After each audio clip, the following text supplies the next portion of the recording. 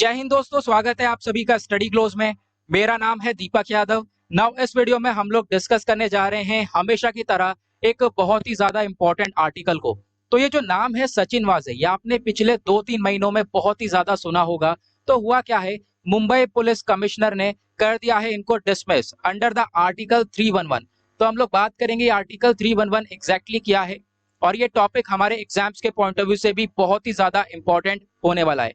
Now बढ़ते हैं आगे। सबसे पहले आप देख पाओगे यह है सचिन वाजे की पिक्चर, और ये एक एनकाउंटर स्पेशलिस्ट है। बहुत सारे इन्होंने एनकाउंटर किए हैं और उसी वजह से ये पहले भी 2 बार सस्पेंड हो चुके हैं और अब यहाँ पर इनको डिसमिस कर दिया गया है। Now here the question arises, what is the difference between suspension and dismissal. तो इसके ऊपर भी हम बात करेंगे कि सस्पेंड और डिसमिस के बीच में क्या होता है डिफरेंस। देन उसके बाद आपको मालूम होगा हाल ही में एक केस हुआ था कि मुकेश अंबानी के घर के सामने एक एसयूवी मिली थी जिसके अंदर एक्सप्लोसिव थे। अगर मैं एग्जैक्टली बात करूं तो उस गाड़ी के अंदर जिलेटिन स्टिक्स देखने को मिली थी ना। वो केस कहीं ना कहीं इनसे लिंक होता था, ऐसा यहाँ पर नेशनल इन्वेस्टिगेशन एजेंसी के द्वारा स्टेटमेंट दिया गया, और साथ ही साथ एनआईए ने इनको इसी चक्कर में अरेस्ट भी किया था। तो उसके ऊपर एक आर्टिकल भी आप देख पाओगे, national investigation agency has arrested Maharashtra assistant police inspector Sachin वाजे। और एक मुद्दा क्या था वो मैंने आपको बता ही दिया। ओके, नाउ अब हम लोग बात करते हैं कि ये आर्टिकल इतना इंपॉर्टेंट क्यों हो जाता है, क्योंकि ये आर्टिकल लगातार कवर हो रहा है। तो आज 15 तारीख है, तो आप देख पाओगे इंडियन एक्सप्रेस ने इस आर्टिकल को कवर किया कि सचिन वाजे को डिसमिस किया गया। अब ये जो लाइन है ना, ये बहुत इंपॉर्टेंट है, विदाउट डिपार्टमेंट प्रूफ, मतलब कि बिना किसी इंक्वायरी के डिसमिस कर दिया। क्या इस्तेमाल करके? Article 311 clause 2 sub clause B. तो हम बात करेंगे ये article 311 clause 2 sub clause B है क्या, साथ ही साथ पूरे आर्टिकल को हम डिस्कस करने वाले हैं कि ये पूरा मुद्दा है क्या। ओके, ना उसके बाद आप देख पाओगे इस आर्टिकल को मुंबई मिरर ने भी आज ही कवर किया है, और फिर उसके बाद बिजनेस स्टैंडर्ड ने इस आर्टिकल को बहुत पहले कवर कर दिया था, क्योंकि ये जो मुद्दा है ये बहुत पहले से स्टार्ट हो चुका था। मुंबई पुलिस ने ये प्रोसेस 1 महीने पहले स्टार्ट कर दिया था कि इनको डिसमिस कर देना चाहिए पुलिस सर्विस से। ओके, ना अब आते हैं आगे, और आगे बढ़ने से पहले अभी तक आपने चैनल को सब्सक्राइब नहीं किया है तो सब्सक्राइब कर लेना और बेल आइकन प्रेस कर लेना, ताकि आप कोई भी वीडियो का नोटिफिकेशन मिस ना कर पाओ। यह है मेरी Instagram ID Deepak Yadav education, यहाँ पर जाकर मुझे जरूर फॉलो करना और अपनी जितनी भी क्वेरीज हैं मुझसे यहाँ पर पूछ सकते हो। नाउ अब देखो, इस टॉपिक के रिगार्डिंग आपके दिमाग में बहुत सारे क्वेश्चंस उठेंगे जो कि हमारे एग्जाम्स के पॉइंट ऑफ व्यू से भी बहुत ज्यादा इंपॉर्टेंट होंगे। तो देखो, मैं ऐसे टॉपिक लाने की कोशिश करता हूँ पूरी जो कि एक सबसे बड़ी खबर भी हो और साथ ही साथ वो उसको हम लोग एग्जाम से अपने रिलेट कर सकें। तो पहले टॉपिक में हम बात करने वाले हैं सस्पेंशन और डिसमिसल के बीच में क्या डिफरेंस होता है। देन बात करेंगे कौन कौन से लोग हैं जिनको आर्टिकल 311 के अंदर प्रोटेक्शन मिलती है, साथ ही साथ उनको डिसमिस किया जाता है।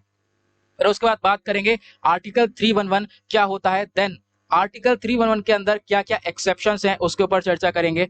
फिर लास्ट में हम बात करने वाले हैं, मान लो किसी सिविल सर्वेंट या फिर किसी पब्लिक ऑफिसर को डिसमिस कर दिया गया, तो क्या वो कहीं पर जाकर इस चीज को चैलेंज कर सकता है कि नहीं ये डिसमिसल गलत है।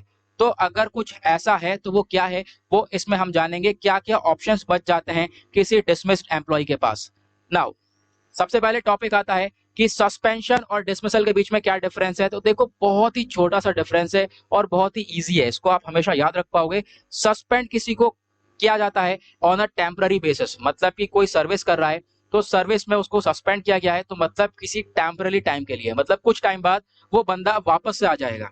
लेकिन डिसमिस का मतलब क्या होता है, a person remove from a position, मतलब कि किसी पर्सन को उसके पद से पूरी तरह से हटा देना, उसको बोलते हैं डिसमिस। तो आपको ये चीज ध्यान रखनी है, और यहाँ पर ये छोटा सी चीज है, आप इसको ध्यान रख पाओगे हमेशा। नाउ यहाँ पे अगर हम बात करें आर्टिकल 311 के अंदर किन किन लोगों को प्रोटेक्शन मिलती है, किन किन लोगों को डिसमिस किया जा सकता है। तो देखो कौन कौन से मेंबर है। सबसे पहले civil service of the union, all India service, civil service of any state. अगर एग्जैक्टली बात करें तो ये जो आर्टिकल 311 है ये अप्लाई होता है सिर्फ और सिर्फ सिविल सर्वेंट पर, जिनको हम लोग पब्लिक ऑफिसर्स बोलते हैं। ओके, नाउ यहाँ पे देखो, अगर आप बात करो कि जो डिफेंस पर्सनल हैं क्या उनके ऊपर ये अप्लाई होगा, तो नहीं, उनके ऊपर अप्लाई नहीं होगा, सिर्फ और सिर्फ सिविल सर्वेंट्स के ऊपर ये अप्लाई होता है।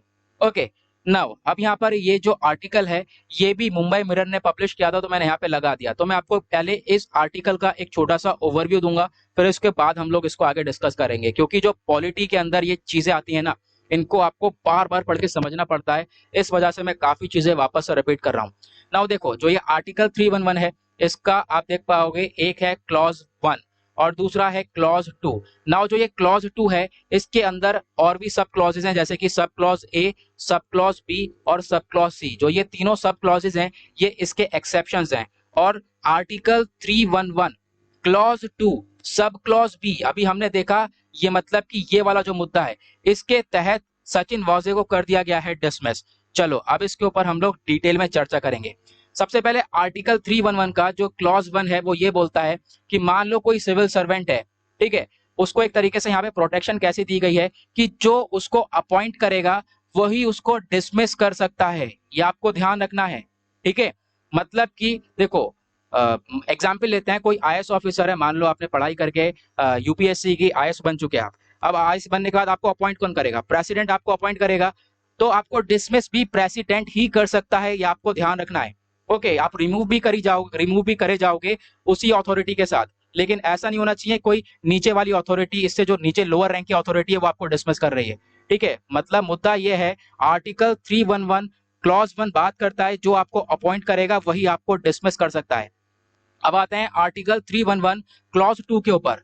यहां पर यह बोला गया कि देखो, किसी भी सिविल सर्वेंट को ऐसे हम लोग डिसमिस नहीं कर सकते बिना किसी इंक्वायरी के। मतलब कि अगर आप मान लो किसी सिविल सर्वेंट को, किसी पब्लिक ऑफिसर को डिसमिस करना चाहते हो, आप डिसमिस कर रहे हो, तो फिर आपको एक इंक्वायरी बैठानी पड़ेगी। ओके, और उस इंक्वायरी के बारे में जितनी भी चीजें हैं वो उस पर्सन को आपको इन्फॉर्म करना पड़ेगा और उसको एक रीजनल अपॉर्चुनिटी देनी पड़ेगी कि वो इस चीज को यहाँ पर बता सके। मतलब उसको तो पता होना चाहिए कि हाँ, किस कारण की वजह से मुझे डिसमिस किया जा रहा है, क्या क्या मेरे ऊपर क्रिमिनल चार्जेस लगाए गए हैं, ठीक है। तो उसको इन्फॉर्म करना बहुत ज्यादा जरूरी है, तो इसको मैंने ग्रीन में लिखा है क्योंकि ये बहुत इंपॉर्टेंट पॉइंट है।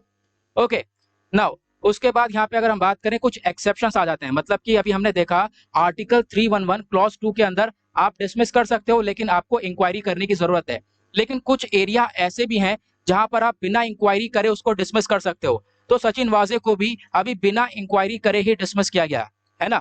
नाउ आर्टिकल जो कह सकते हो 311 क्लॉज 2 सब क्लॉज ए, यानी जो एक्सेप्शन है वो ये बोलता है कि किसी बंदा, मतलब कोई सिविल सर्वेंट है, उसके ऊपर कोई क्रिमिनल चार्जेस लग चुके हैं, तो उसको डिसमिस किया जा सकता है बिना किसी इंक्वायरी के। तो ऑब्वियस ही बात है, कोई बंदा है जिसने मर्डर किया है या फिर कुछ भी ऐसा क्राइम किया है, तो उसको डिसमिस करने का पूरा पूरा हक मिल जाता है। यहाँ पर उसको रिमूव किया जा सकता है, डिसमिस किया जा सकता है अगर उसने कोई क्राइम किया है। ओके, ना उसके बाद आर्टिकल 2 आर्टिकल 311 का क्लॉज 2 सब क्लॉज बी क्या बोलता है कि देखो कोई भी यहाँ पे अथॉरिटी है, उसके पास पावर होगी। मान लो आज जो सचिन वाजे हैं जिनको डिसमिस किया गया है मुंबई पुलिस कमिश्नर के द्वारा, ठीक है, तो उनके पास पावर है कि वो जाकर डिसमिस कर सकते हैं उस पर्सन को जिसने क्राइम किया हो कोई।